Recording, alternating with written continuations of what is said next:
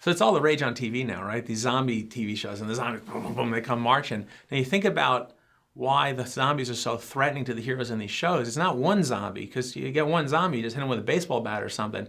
It's when they come hundreds and thousands at a time that they overwhelm our heroes and win. And as far as organizations, you see organizations facing zombie-like challenges also, where in any very complex organization with lots of people working together towards some common purpose, things are going wrong all the time. Information is missing, materials are missing, you can't find somebody, instructions aren't clear. And then it's at that point where organizations branch into one of two types. So one type is they have this zombie-like threat of lots of little problems trying to overwhelm them. And one response is they actually respond like zombies themselves, which is even though something is missing, they work around. Even though something is not quite right, they compensate, they firefight, they work around, whatever else it happens to be. But they just keep going at their work regardless of the obstacles in their way, just like zombies. And then there's the other organizations which are much more like the heroes in the zombie TV shows, which is when they see a problem, they don't work around it. They say, ooh, let's contain that one before it can mass with some others.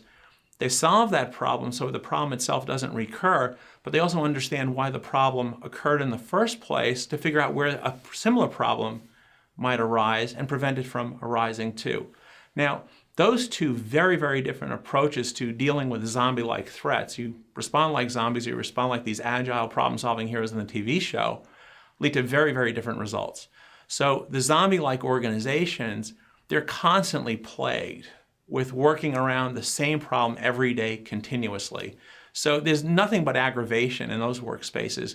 But there's not something else which happens, which is that occasionally just enough of the right number and combination of problems coalesce to cause catastrophic failure.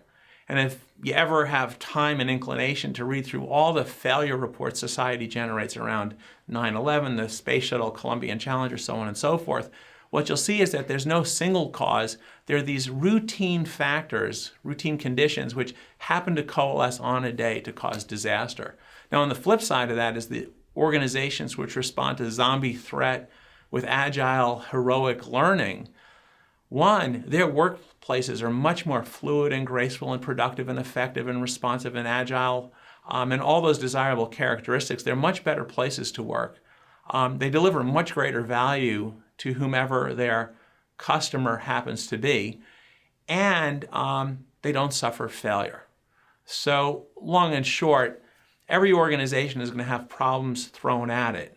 And the question the decision organizations have to make, do they respond to zombie-like threats with zombie-like response, or do they respond to zombie-like threats with heroic, active learning, active teaching and incorporation kind of responses? If they pick one, failure is a certain consequence. If they pick the other, great results are certain too.